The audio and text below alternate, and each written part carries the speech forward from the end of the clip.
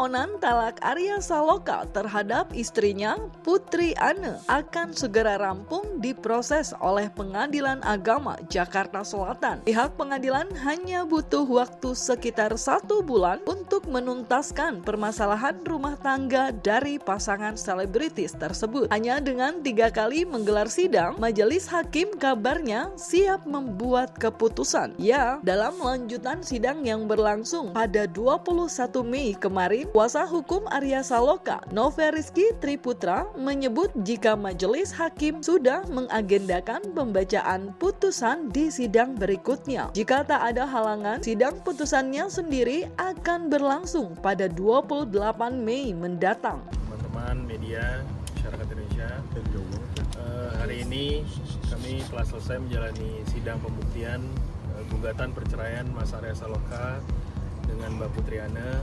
Alhamdulillah agenda pembuktian ada 2 secara spesifik, yaitu bukti-bukti surat dan dokumen dan keterangan saksi. Keduanya telah selesai kita jalankan dan berjalan dengan baik. Setelah ini kami akan menunggu keputusan hakim atas proses gugatan perceraian Mas Arya Saloka dengan Mbak Putri Ane. Bukti-bukti yang kami serahkan tadi sudah bukti-bukti terkait dengan bukti tertulis atau bukti-bukti surat, contohnya seperti kartu keluarga, seperti buku nikah, seperti KTP, kartu tanda anak, ya, kartu tanda pengenal anak, juga, dan intinya legal standingnya dari pemohon, ya, Mas Arya Saloka. Setelah ini akan dilanjutkan dengan putusan langsung dan bentuknya e-court. Jadi nanti akan ada langsung putusan dan bentuknya e-court secara online. Tanggalnya tanggal 28 Mei. Bukan yang nggak hadir berarti fast track gitu ya Mas? Iya. Tapi bukannya hari ini.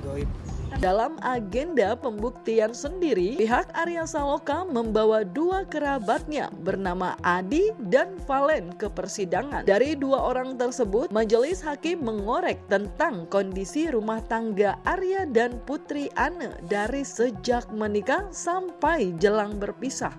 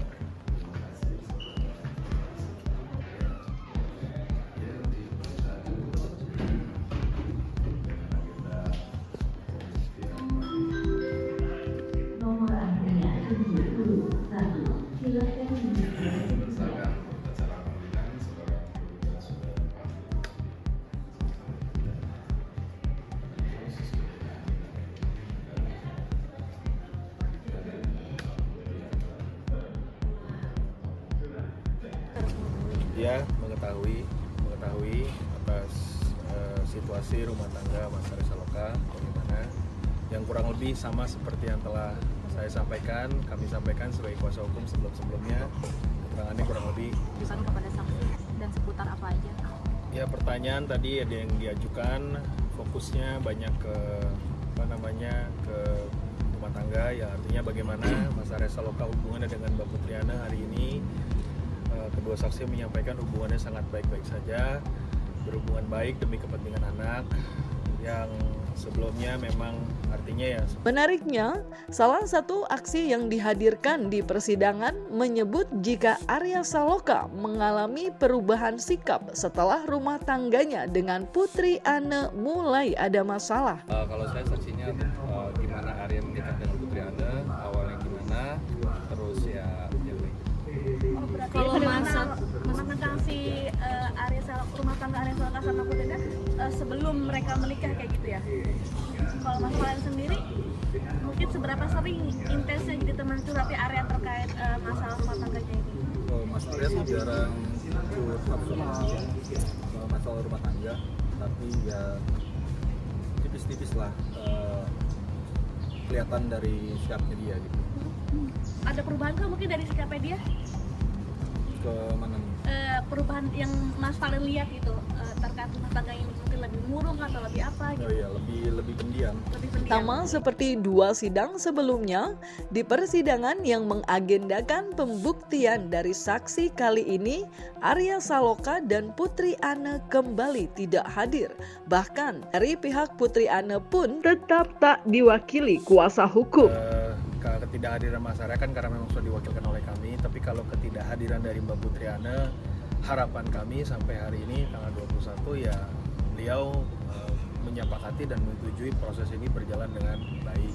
Itu harapan kami. Meski sama-sama tak pernah hadir di persidangan, namun dalam beberapa kesempatan pihak kuasa hukum menyebut kalau Arya Saloka dan Putri Anne sudah punya kesepakatan tertulis secara personal soal perceraiannya. Salah satu yang disepakati mereka adalah soal hak asuh anak Ibrahim yang jatuh pada Putri Anne, namun tetap memberikan akses seluas-luasnya pada Arya Saloka untuk ikut berkontribusi dalam tumbuh kembangnya. Hal itu pula yang sepertinya jadi salah satu pertimbangan hakim untuk mempercepat proses perceraian mereka. Tapi masih satu rumah, Bang? Sudah tidak satu rumah dan sudah memiliki rumah masing-masing, sudah berjalan beberapa tahun terakhir. Dari yang kami ketahui ya mungkin sekitar 2-3 tahun terakhir, tepatnya kami kurang tahu misalnya rumahnya bagaimana, tapi dari yang kami ketahui dari kuasa hukum sudah sekitar 2-3 tahun terakhir. Artinya kita rumah tidak ada. Kalau kenapa Mas Arya yang menggugat, mungkin jawabannya terletak pada posisi Mas Arya sendiri sebagai suami ya. Sebagai suami sudah mungkin bijaknya mengambil sikap yang memang harus dia yang melakukan sebagai suami, sebagai laki-laki, sebagai ayah dia harus yang bersikap gitu loh. Agar satu menjaga aib juga, dan kedua ingin menunjukkan bahwa sebagai suami dia bertanggung jawab atas proses ini. Tapi yang saya ketahui Mbak Putri Anne dengan Mas Arya Saloka hubungannya sangat baik, tidak seperti yang mungkin digambarkan di masyarakat. Kembali mereka berpisah baik-baik, memutuskan perpisahan ini dengan baik-baik, dan juga sudah menyepakati secara perpisahan secara baik-baik, secara terbuka. Sama sekali tidak. Malah mereka walaupun dalam proses ini sangat ingin memastikan, mereka berdua sepengetahuan saya, sepengetahuan kami kuasa hukum, untuk memastikan perkembangan anak Mas Bang Ibrahim Jaldumi dengan tumbuh dengan baik, bisa mendapatkan pendidikan yang baik, hidup dengan baik sampai besar. Ya. Hak asuh anak jatuhnya ke Mbak Putri Anne, tapi dalam proses pembesarannya, pendidikannya itu semua melibatkan Mas Arya, dan memang sudah disepakati bahwa paling penting untuk kepentingan anak, jadi tidak akan dibatasi. Jika diteliti ke belakang, proses perceraian Arya Saloka dan Putri Anne berlangsung relatif singkat. Telah resmi melayangkan gugatan cerai pada 15 April, perceraian Arya Saloka dan Putri Anne hanya melewati 3 kali proses sidang. Sebelum pembuktian saksi, 2 sidang sebelumnya yang mengagendakan mediasi tak terjadi karena mangkirnya para prinsipal. Kalau memang ada sidang tambahan pun kami akan menghormati keputusan hakim atas kasus ini. Tapi hakim sudah memutuskan, bukti sudah cukup, saksi sudah cukup, sehingga diputuskan ke agenda selanjutnya, yaitu putusan pengadilan.